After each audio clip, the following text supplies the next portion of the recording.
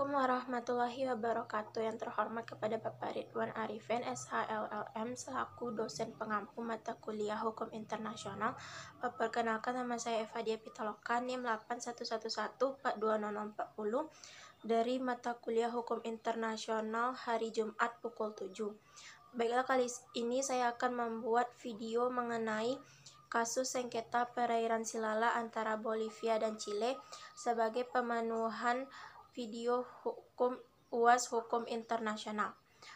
Baiklah, kali ini mengenai bagaimana latar belakang kronologis sengketa dari kedua negara tersebut. Untuk kronologis sengketa kedua negara tersebut, mereka saling bersengketa mengenai batas atau status dari Sungai Silala. Bolivia menggugat Chile di Mahkamah Internasional pada Maret 2016 atas perairan Silala dengan mengklaim kepemilikan mata air Silala dan penolakan Chile untuk membayarkan kompensasi atas penggunaan air Silala. Dan klaim dari Chile air Silala itu sungai internasional.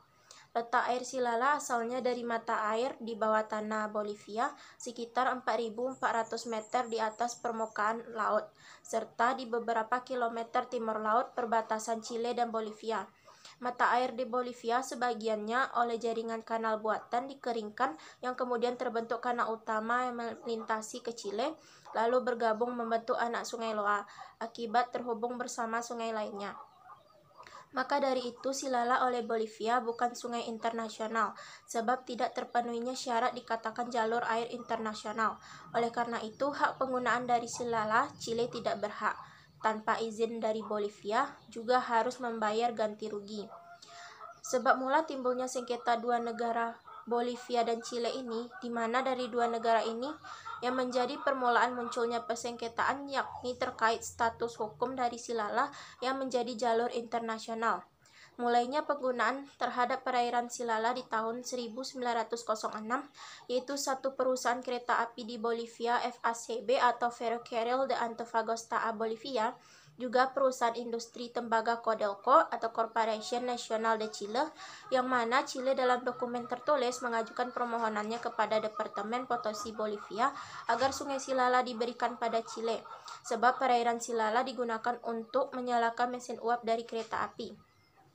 Di mana perairan Silala itu adalah aliran sungai yang berada pada Provinsi Surlipas yang alirannya mengalir pada batas antara Chile dan Bolivia, disertai bahwasanya sungai perairan Silala merupakan sungai internasional dan disetujui pada tanggal 28 Oktober 1908. Namun, di tahun 1961 oleh FACB mengubah kepada mesin diesel yang semulanya itu mesin uap. Akan tetapi, Chile secara sepihak mempertahankan terhadap eksploitasi perairan Silala sehingga timbul penuntutan dari kedua negara tersebut atas hak serta penggunaan dari perairan Silala.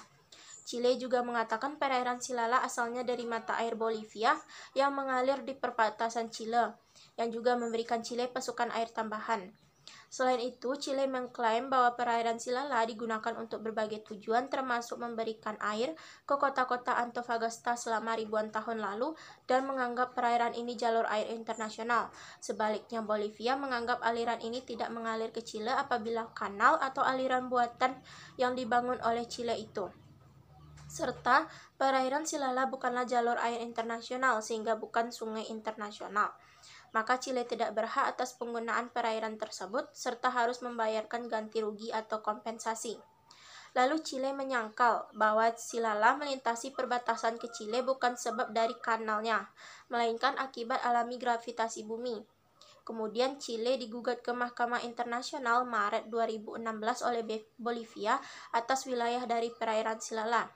Jadi titik permasalahan negara Bolivia dan Chile terhadap Silala adalah yaitu di tahun 1908 sebuah perusahaan pertambangan Chile dibangunnya jalur air buatan dengan menggunakan konsensi yang diberikan oleh Bolivia dimaksudkan dalam mengangkut air ke Chile.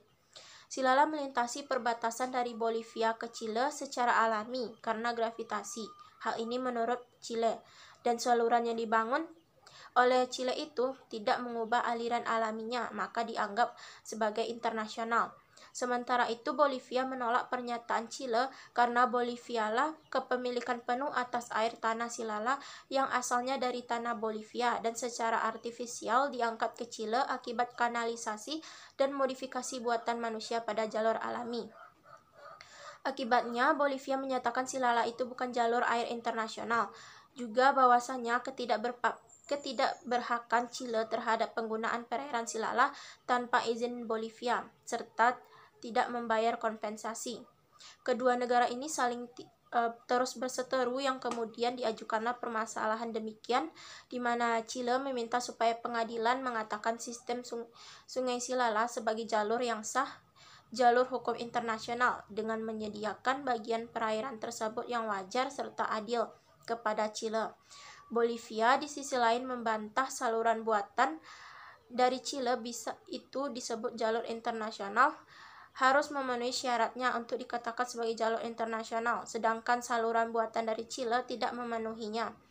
Karena yang dikatakan sebagai jalur air internasional itu adalah jalur air dengan sebagiannya berada pada negara yang berbeda atau jalur air sebagiannya batas dari antar suatu negara yang dalam hal ini karena perbuatan termasuk di dalamnya.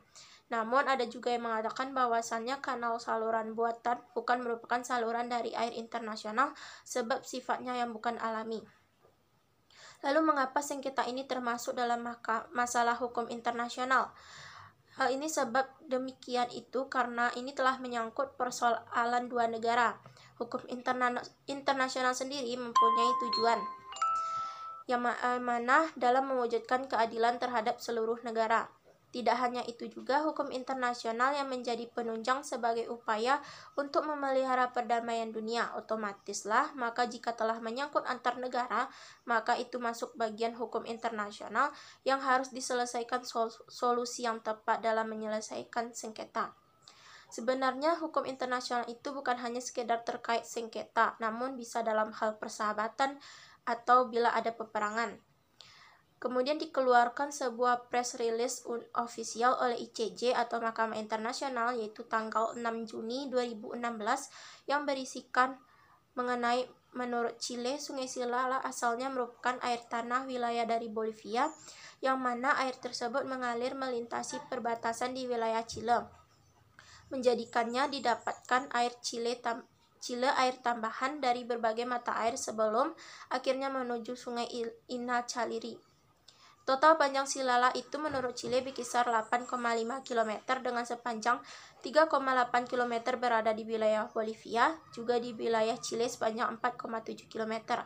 Secara historis yang mana lebih dari 1 abad lamanya Chile telah menggunakan air Silala tersebut karena menganggap merupakan aliran perairan internasional, maka penggunaannya bisa bersama-sama. Bahkan ini sebelumnya Bolivia tidak memperdebatkan masalah ini, namun tahun 1999 Bolivia menyebutkan Silala adalah sungainya. Bolivia bersama Chile melakukan pertemuan bilateral bulan Juli 2010 membahas perairan Silala milik penuh Bolivia. Dengan karena Chile menggunakan perairan Silala, maka harus membayar sebagai kompensasi yang itu ditolak oleh Chile karena bertentangan dengan hukum kebiasaan internasional. Akhirnya kedua negara ini mereka kembali mengadakan pertemuan terkait poin yang telah dilakukan sebelumnya Juli 2010. Namun kali ini berbeda di mana Bolivia memasukkan utang bersejarah dalam gagasannya untuk Chile dan ditolak kembali oleh Chile. Akhirnya karena upaya negosiasi dalam pertemuan tersebut belum juga mendapatkan solusi, akhirnya dibawalah permasalahan ini yang dibawa Chile ke Mahkamah Internasional. Kedua negara tersebut saling menyampaikan argumennya terkait hak mereka untuk Silala, dengan maksud agar Mahkamah Internasional bisa menemukan titik terang penyelesaiannya. Baik Bolivia maupun Chile menginginkan agar Mahkamah Internasional bisa memutuskan terhadap perairan Silala. Dan upaya dilakukan negara yakni melalui ICJ atau Mahkamah Internasional yang mana pengajuan banding demi memperoleh keputusan sesuai kepada hukum internasional. Dengan penyelesaiannya lewat jalur hukum, tepatnya pengadilan internasional, sebab paling tepat mengingat konflik ini terkait perjanjian bilateral dan termasuk masalah hukum internasional. Maka peran Mahkamah Internasional sangat penting terhadap penanganan konflik internasional. Hal ini tidak lain mengingat Mahkamah Internasional atau ICJ disebut pengadilan tinggi dunia yang terletak di Belanda atau Den Haag. Baik, sekian yang bisa saya sampaikan. Wassalamualaikum warahmatullahi wabarakatuh.